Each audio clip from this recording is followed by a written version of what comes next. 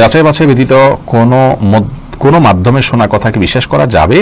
কারো থেকে কোনো বিষয়ের তথ্য গ্রহণ ইসলামের নির্দেশনা কি? ভাই আব্দুল্লাহ, যাচাই বাছাই ছাড়া যদি কোনো মাধ্যম থেকে আপনি কোনো সংবাদ শুনেন তাহলে শুনেই সেটা বিশ্বাস করা আপনার জন্য এক ধরনের অপরাধ। একটি বর্ণনা রয়েছে এরকম যে কাফা বিল মারই কাযিবান আন ইউহাদ্দিসা বিকুল্লি মা সামিআ। এই হাদিসের ভাষ্য বা মানে মূল পাঠ বা বক্তব্য আরবি এটা বিভিন্ন রকম আছে। মূল কথা একটাই, মর্মটা বিশুদ্ধভাবে বর্ণিত, সেটি হলো যে কোনো ব্যক্তি যা শুনলো সেটাই মানুষের কাছে বলে বেড়ালো, তাহকিক ছাড়া, যাচাই করা ছাড়া, অনুসন্ধান করা ছাড়া, সেটা পরখ করা ছাড়া, সত্য মিথ্যা জানা ছাড়া, এটা কিন্তু তার মিথ্যাবাদী হওয়ার জন্য যথেষ্ট।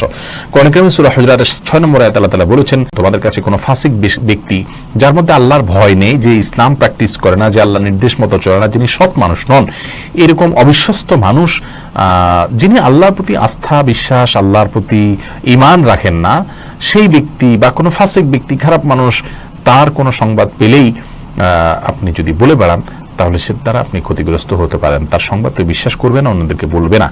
আজকে গুজবের কারণে যে পৃথিবীতে ক্ষতি হচ্ছে এবং মিডিয়া যেগুলোকে ইহুদিবাদীরা কন্ট্রোল করছে এবং তাদের এই সমস্ত মিডিয়ার অপপ্রচারে, প্রপাগান্ডায় এবং গুজবে, মিথ্যা তথ্যে আমরা মুসলিমরা পর্যন্ত বিভ্রান্ত হয়ে যাচ্ছি এবং আমাদের ঈমান ক্ষতিগ্রস্ত হচ্ছে, দুনিয়ার দিক থেকে আমরা ক্ষতিগ্রস্ত হচ্ছি। এই জন্য যাচাই বাছাই ছাড়া কোনো তথ্য গ্রহণ করা উচিত নয়।